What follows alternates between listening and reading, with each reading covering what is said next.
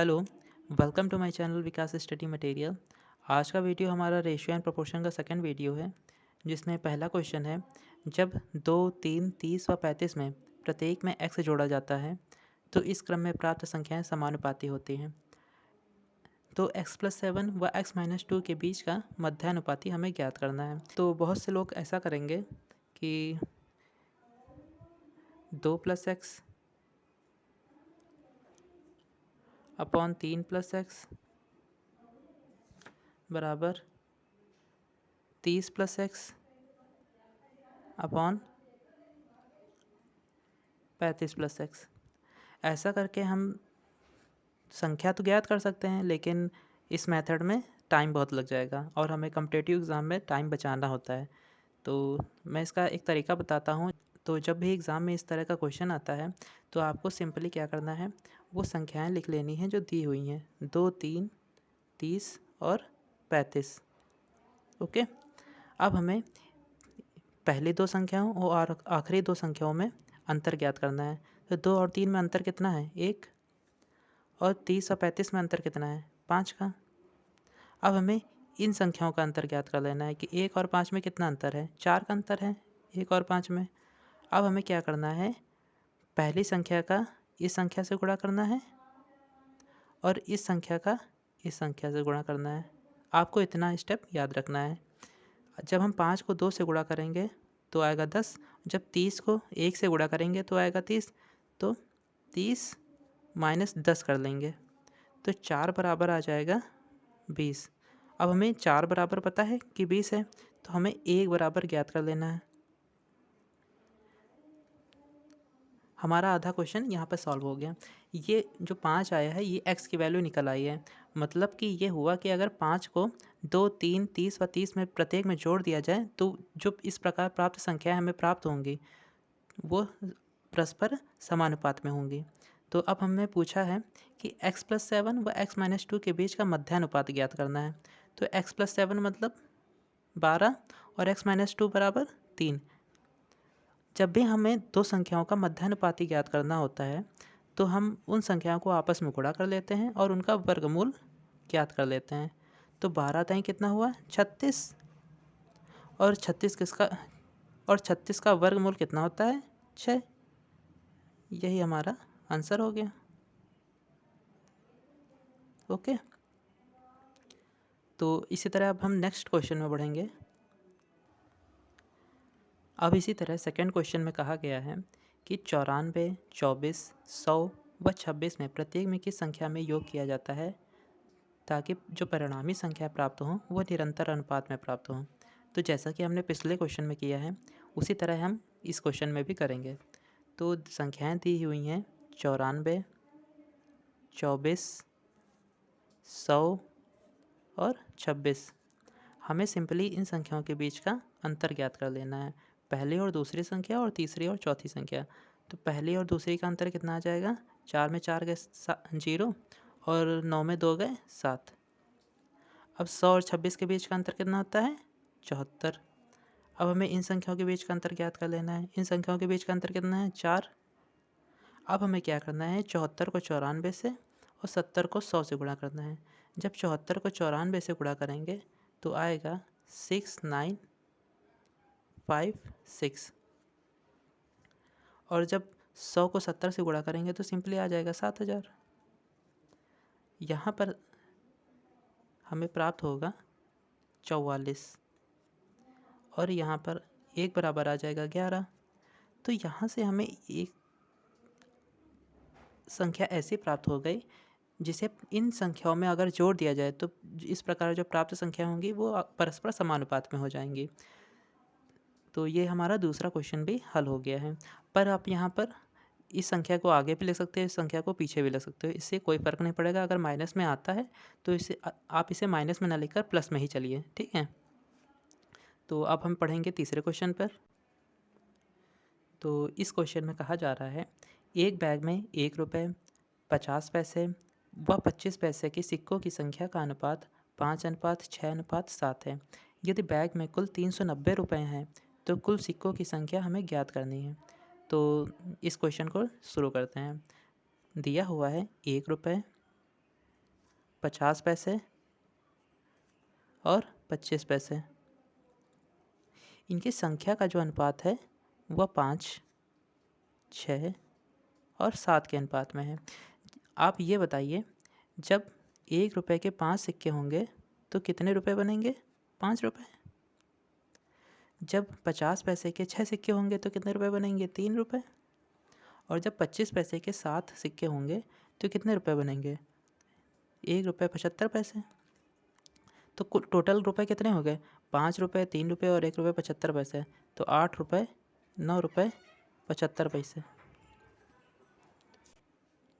तो इस प्रकार जो टोटल रुपए बनेंगे वो आ जाएंगे 9 रुपये 75 पैसे।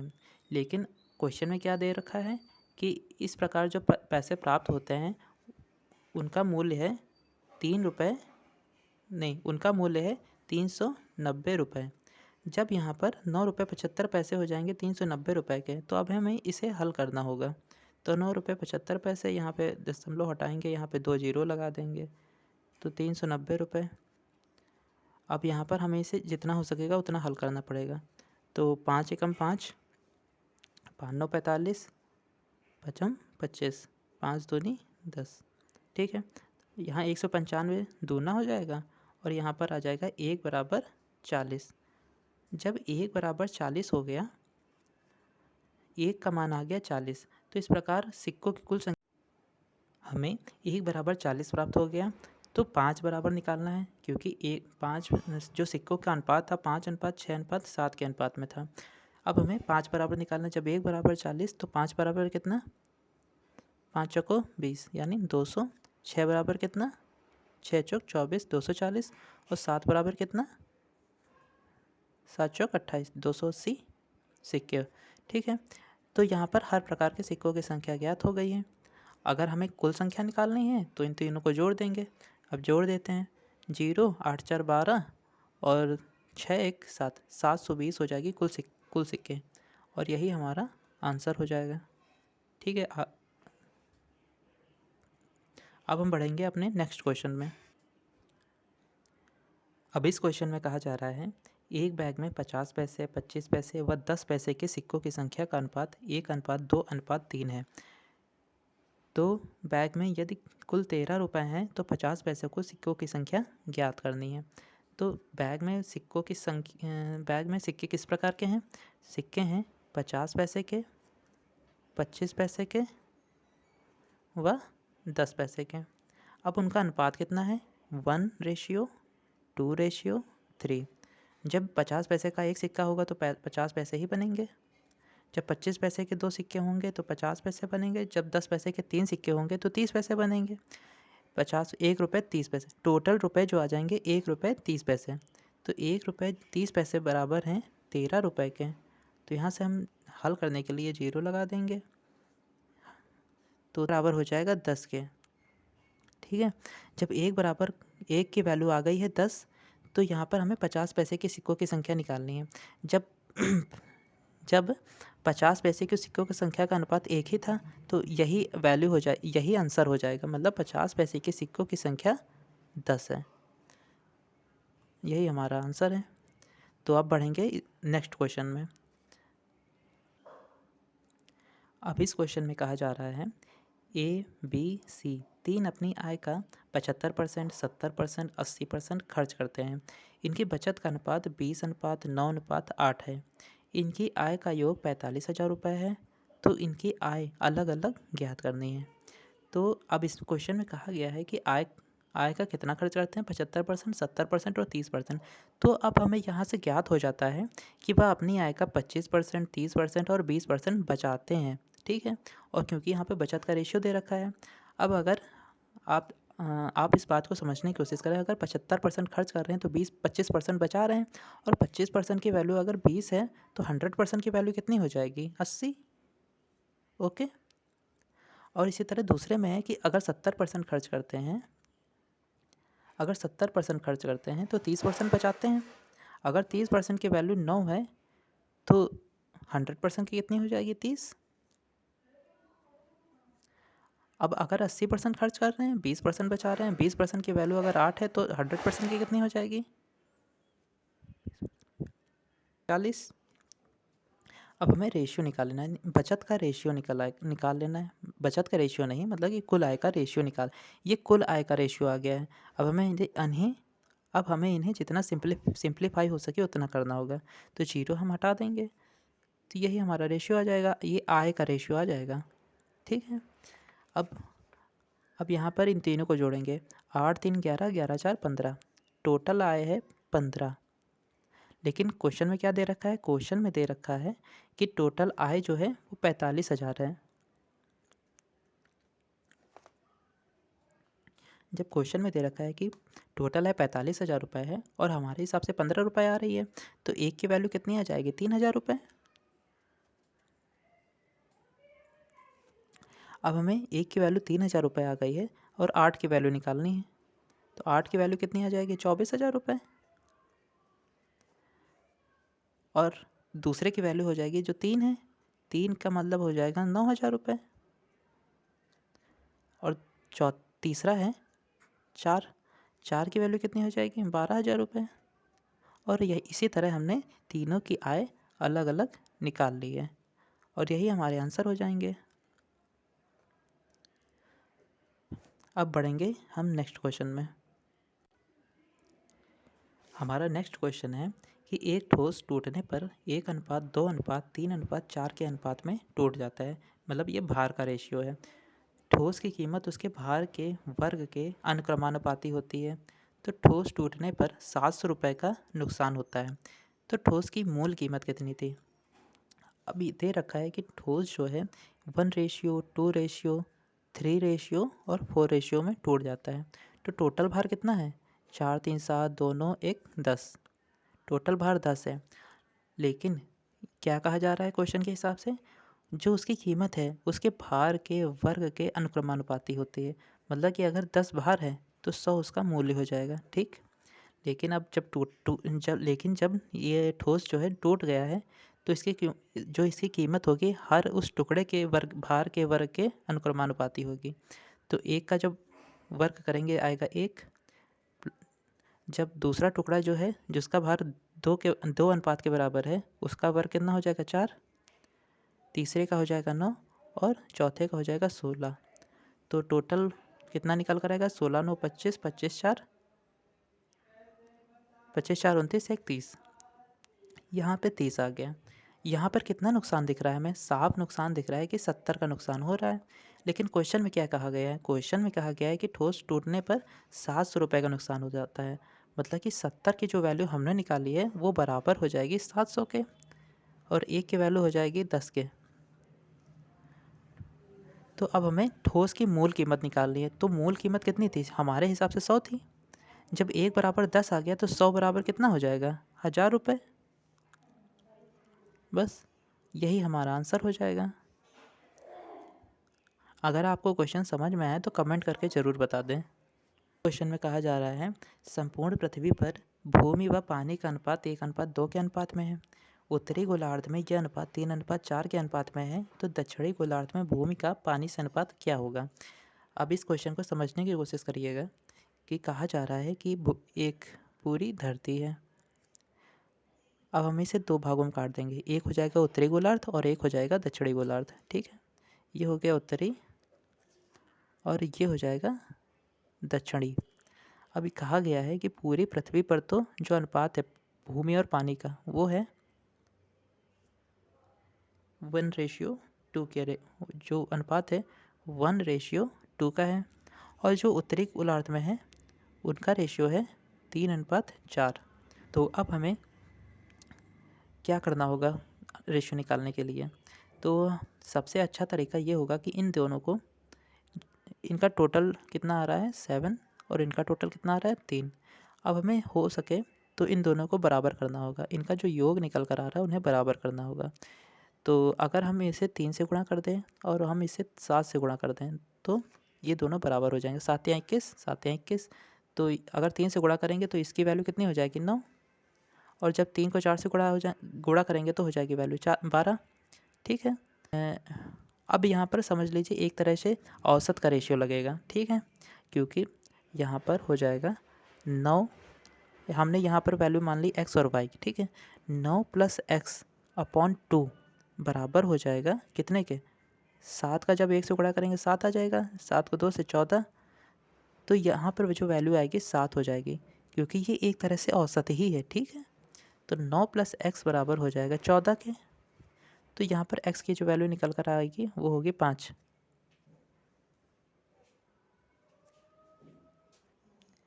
तो x की वैल्यू निकल कर आ जाएगी 5। अब हमें y की वैल्यू निकालनी है, तो y की वैल्यू भी उसी तरह निकालेंगे जैसे हमने x की वैल्यू निकाली है। तो y की वैल्यू निकालने के लिए 4 + y/2 बराबर 14।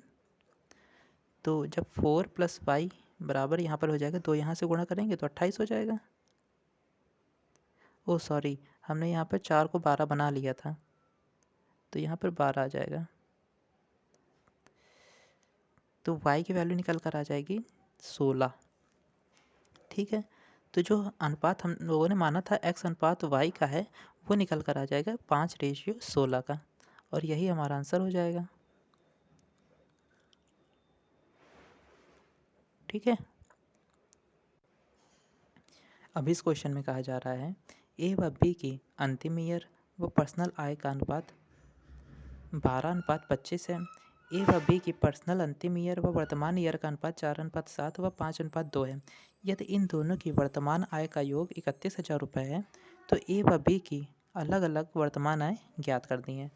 तो दिया हुआ है कि जो अंतिम ईयर की आय है वह उसका जो रेशियो है 12:25 का है, लेकिन कहा गया है जो अंतिम ईयर और वर्तमान ईयर की आय का जो रेशियो है वह 4:7 के अनुपात में, मतलब जो अगर अंतिम ईयर में 4 थी तो इस समय 7 है। ठीक है, लेकिन यहाँ पर देखिए 4 की वैल्यू 12 दे रखी है, यानी 1 की वैल्यू 3 और 7 की वैल्यू 21। ठीक, सिंपल है। अगर और इसी तरह दे रखा है कि दूसरे बी के जो आय है उसका पिछले साल अनुपात 5 था और इस समय 2 है। अगर 5 और 2 है, 5 बराबर 25 के हैं, यानी 1 बराबर 5 और 2 बराबर कितना 10। बस यही हो गया। अब इस समय वर्तमान आय का अनुपात निकल कर आ गया है। वर्तमान में टोटल आय कितनी है 31, लेकिन क्वेश्चन में कहा जा रहा है कि उनकी आय 31 नहीं है, उनकी आय 31,000 है। ठीक, उनकी आय कितनी है 31,000, तो एक की वैल्यू कितनी निकल कर आ जाएगी 1,000। अब ए व बी की अलग अलग वर्तमान आय पूछी है, तो ए की आय कितनी हो जाएगी 21,000, क्योंकि 21 और 10 का रेशियो था और 1 की वैल्यू 1,000 है, तो 21 का मतलब 21,000 और 10 का मतलब 10,000। यही आंसर है।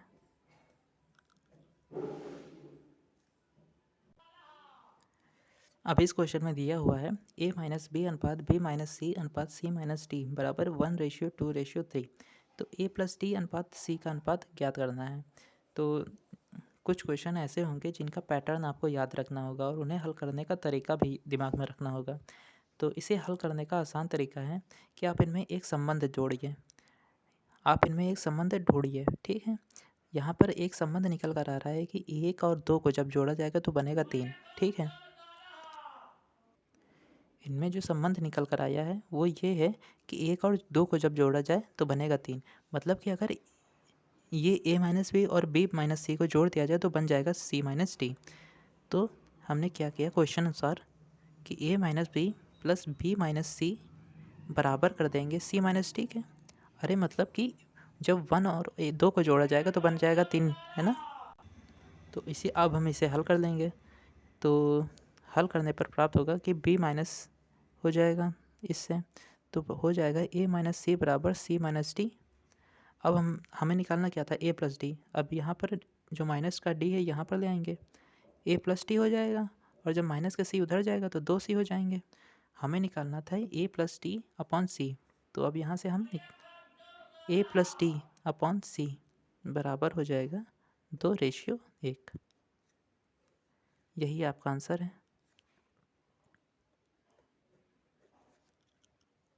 अब हम बढ़ेंगे इसी तरह के एक नेक्स्ट क्वेश्चन में। ये क्वेश्चन भी पिछले क्वेश्चन की तरह ही है। अब इसमें भी हमें एक संबंध ही ढूंढना है, क्योंकि देखिए 5, 2 और 3। अब यहाँ पर क्या संबंध निकल कर आ रहा है कि 3 और 2 को जब जोड़ा जाएगा तो 5 बन जाएगा, मतलब कि इन 2 को जब जोड़ा जाएगा तो ये निकल कर आ जाएगा।